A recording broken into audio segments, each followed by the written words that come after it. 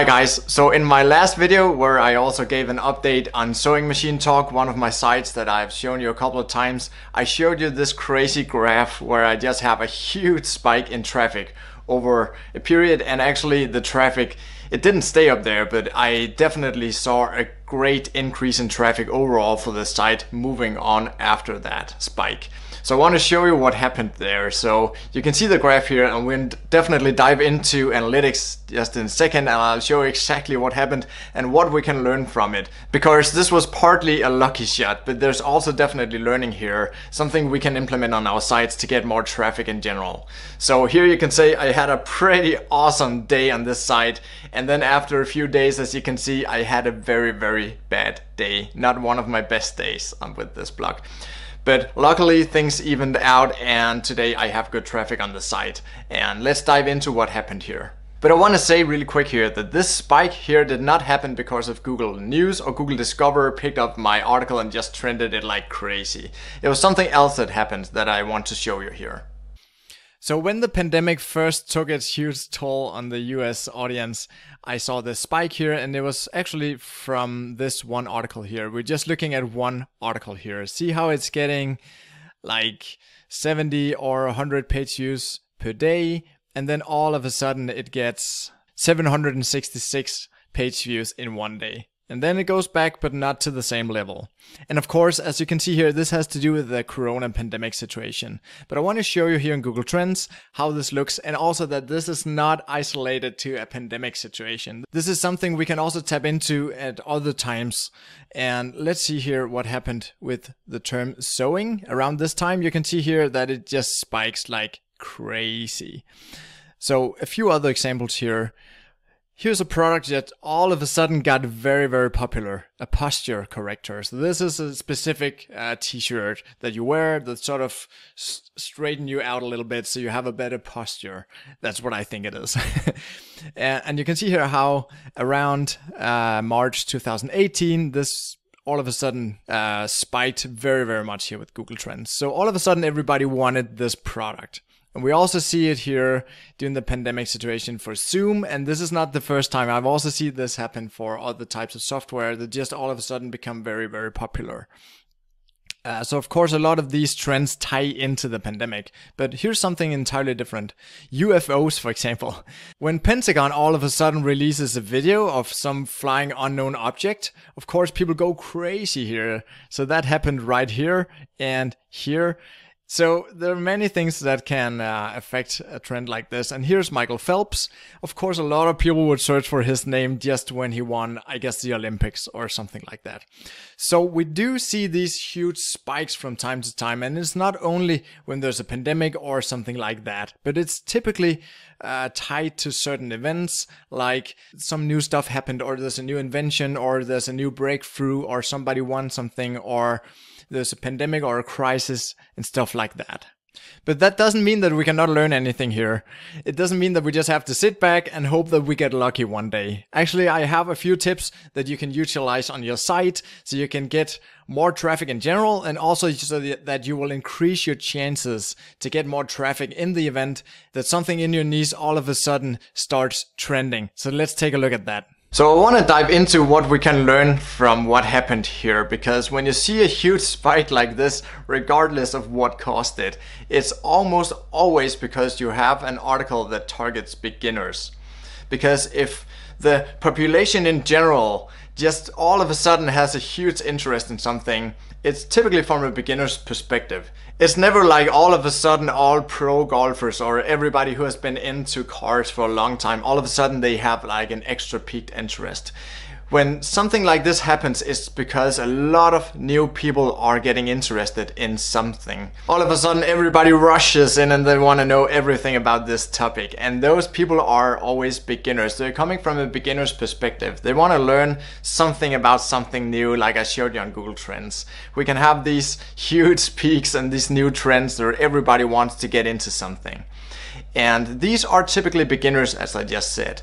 So it's really important that you never skip a topic because you think the question or the topic itself is too basic. Maybe you feel like you would look stupid if you were to answer that question or the intention behind that search. So here are a few examples. For example, a great topic for a music site could be, do guitars come in different sizes? And if you know anything about guitars, if you have an expert writing about guitars, or if you in fact are a guitar player yourself, you would think that's a silly question, because of course guitars come in different shapes and sizes and stuff. And another question could be, why do birds make nests? And while most people of course know why birds create a nest, there can still be many reasons why people want to ask this. And many times these questions here are not questions you want to ask your neighbor or your good friend or your family members and stuff like that, because you might feel a little stupid even for asking it. So many times these questions here get popped into Google instead. And that's where people want to get all the basic facts and just really want to know all the basic stuff, also stuff that seems very, very basic. So just one more example here. For example, can you have multiple emails?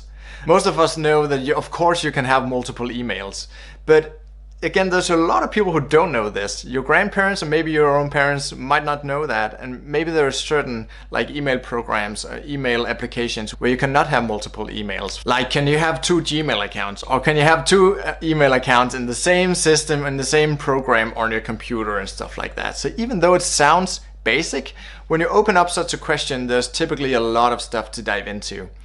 And the good thing about these questions that are very beginner oriented and typically kind of silly or just downward stupid questions is that none of the bigger sites typically write these, because they have real experts. You should too, of course, but they typically have people with a ton of experience writing these articles. And when they're looking for what to write on, they would much rather cover the latest trends and the latest technology in emailing, or the latest guitar, the latest models, just more news focused stuff.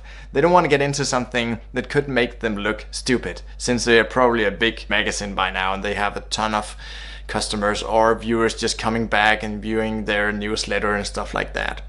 So by going after those, we typically have 2 things going on. We have a lot of eyeballs because there are a lot of beginners, as you've heard me say a couple of times. And also we have less competition, because these silly questions are not something that all the major publications want to go after. So don't be afraid to look stupid on your blog. We should definitely go after these topics where we have a lot of searches, and we should not care so much about looking awesome or looking cool on the site. I mean, after all, it's a business we're creating. And since people are actually typing this into Google very much so on a daily basis, we are definitely helping people out with basic questions that then maybe they don't feel safe asking them to the neighbor or the best friends, because you don't want to look silly. And the best way to find these topics is with Google Autocomplete. One of the methods that I use the most for my sites, because as I've told you guys, this is the way Google shows us exactly what people actually search for. When you start typing something into Google, Google has been very clear on this. This is based on the data they have. If you start typing something into Google and Google suggests that this might be what you're looking for, it's because they know that most people starting to write this query or this sentence are actually looking for this and that next one and that next one after that. So it's a great database you can tap into here with a ton of topics that people actually search for every day. So you know when you find it here that it's something that get searched. It doesn't mean that you necessarily have a ton of searches, but I would say these beginners questions has done really great stuff for my sites, because they always come back with a ton of search volume, because there's just a ton of beginners and there are many people afraid to ask silly questions. So we pop them into Google instead. Another good tip or another way to find these beginners questions is to go into a niche for your site where you are yourself a beginner. That might also mean that you might need help from external writers. So if you are into outsourcing and if you want to create a site where you are not the writer on the site, I know a lot of you guys watching my channel here and a lot of you folks inside my course, you are building sites where the majority or maybe all of the content is getting outsourced to external writers. If you want to do that, it's great to go into a niche where you are a beginner yourself, because you will have a better understanding for exactly what a beginner is looking for and what they're trying to understand within this niche when they're just getting into it. And then as you hire experts and people with real life experience, because that's very important, especially if you don't know much about this yourself, because you might not be able to edit out anything that's wrong inside the articles.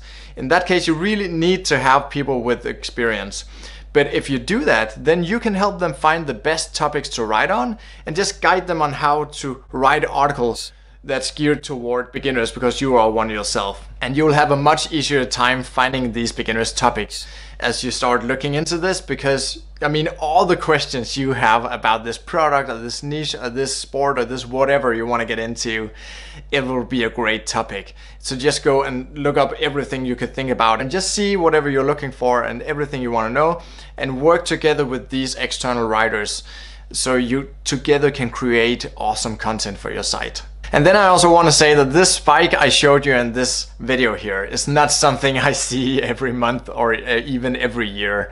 It's very rare that I see a huge spike like this. You have to get lucky to sort of type into or get into a trend on your site that just goes crazy like this.